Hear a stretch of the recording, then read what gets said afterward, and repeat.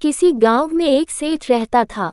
उसका एक ही बेटा था जो व्यापार के काम से परदेस गया हुआ था। सेठ की बहू एक दिन कुएं पर पानी भरने गई। घड़ा जब भर गया तो उसे उठाकर कुएं के मुंडेर पर रख दिया और अपना हाथ मुंह धोने लगी। तभी कहीं से 4 राहगीर वहां आ पहुंचे। एक राहगीर बोला, बहन, मैं बहुत प्यासा हूँ, क्या मुझे पानी पिला दोगी? सेठ की बहू को पानी पिलाने में थोड़ी झिझक महसूस हुई, क्योंकि वह उस समय कम कपड़े पहने हुए थी। उसके पास लोटा या गिलास भी नहीं था जिससे वह पानी पिला देती। इसी कारण वहां उन राहगीरों को पानी पिलाना उसे ठीक नहीं लगा। बहू ने उससे पूछा, आप कौन हैं? राहगीर ने कहा, मैं एक यात्री हूँ। बहू बोली, यात्री तो संसार में केवल 2 ही होते हैं, आप उन दोनों में से कौन हैं? अगर आपने मेरे इस सवाल का सही जवाब दे दिया तो मैं आपको पानी पिला दूंगी, नहीं तो मैं पानी नहीं पिलाऊंगी।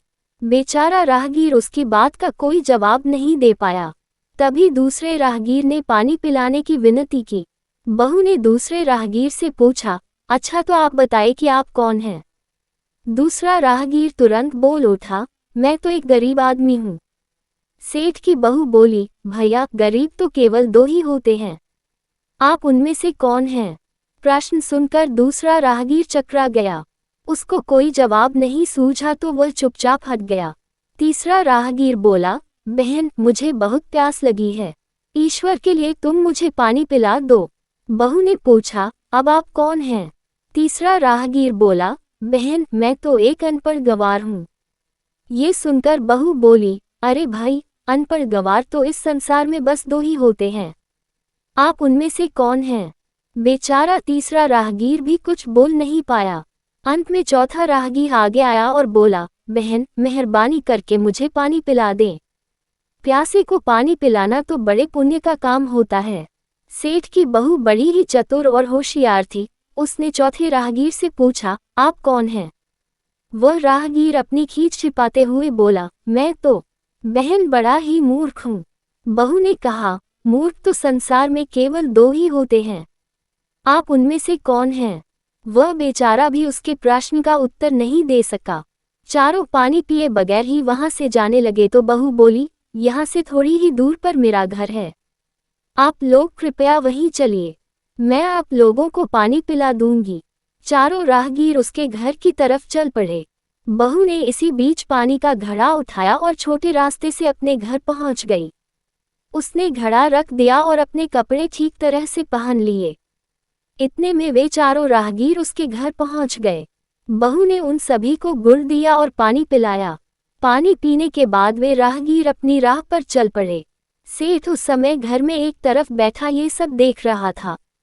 उसे बड़ा दुख हुआ। वह सोचने लगा, इसका पति तो व्यापार करने के लिए परदेस गया है और यह उसकी गैर हाजिरी में पराए मर्दों को घर बुलाती है, उनके साथ हंसती बोलती है, इसे तो मेरा भी लिहाज नहीं है।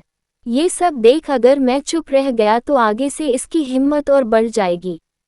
मेरे सामने इसे किसी से बोलते बतियाते शर्म नहीं आती तो मेरे पीछे न जाने क्या क्या करती होगी। फिर एक बात यह भी है कि बीमारी कोई अपने आप ठीक नहीं होती, उसके लिए वैद्य के पास जाना पड़ता है। क्यों न इसका फैसला राजा पर ही छोड़ दूं। यही सोचता वह सीधा राजा के पास जा पहुंचा और अपनी परेशानी बताई।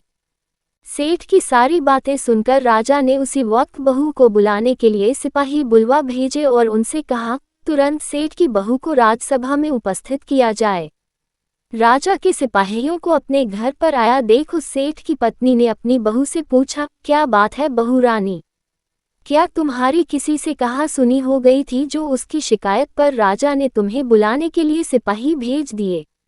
बहू ने सास की चिंता को दूर करते हुए कहा, नहीं सासू माँ, मेरी किसी से कोई कहा सुनी नहीं हुई है, आप जरा भी फिक्र न करें। सास को आश्वस्त कर वह सिपाहियों से बोली, तुम पहले अपने राजा से यह पूछकर आओ कि उन्होंने मुझे किस रूप में बुलाया है, बहन, बेटी या फिर बहू के रूप में, किस रूप में मैं उनकी राजसभा में मैं आऊं। बहू की बात सुन सिपाही वापस चले गए। उन्होंने राजा को सारी बातें बताई।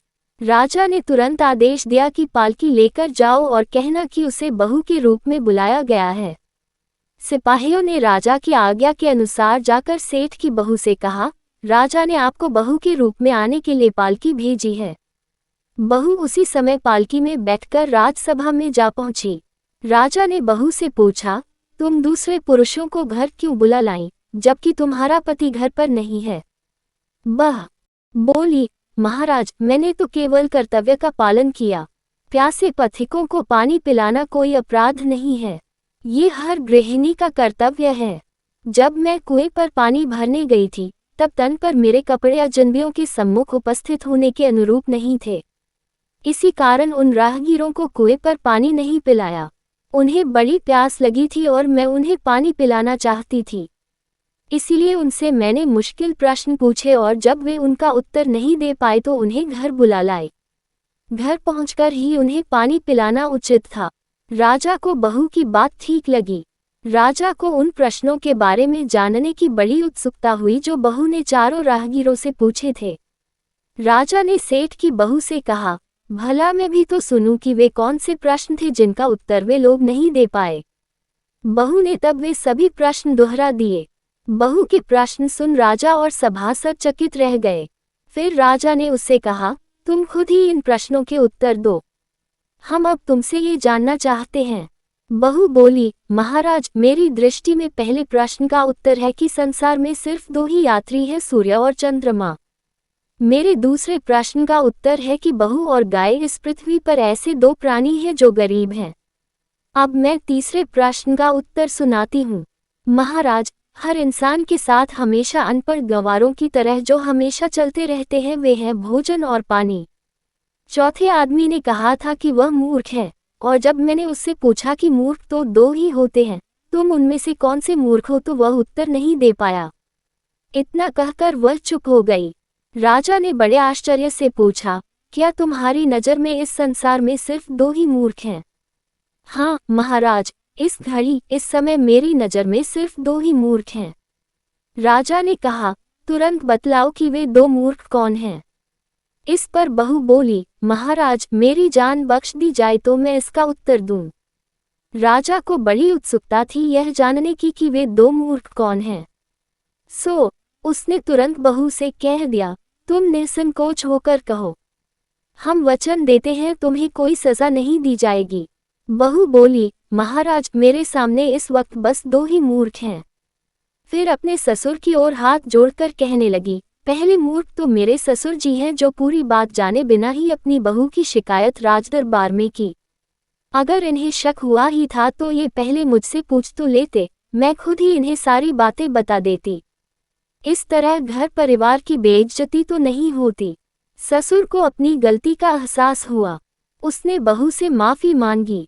बहू चुप रही। राजा ने तब पूछा, और दूसरा मूर्ख कौन है? बहू ने कहा, दूसरा मूर्ख खुद इस राज्य का राजा है जिसने अपनी बहू की मान मर्यादा का जरा भी ख्याल नहीं किया और सोचे समझे बिना ही बहू को भरी राजसभा में बुलवा लिया। बहू की बात सुनकर राजा पहले तो क्रोध से आग बबूला हो गया, परंतु तभी सारी बातें उसकी समझ में आ गईं। समझ में आने पर राजा ने बहू को उसकी समझदारी और चतुराई की सराहना करते हुए उसे ढेर सारे पुरस्कार देकर सम्मान सहित विदा किया।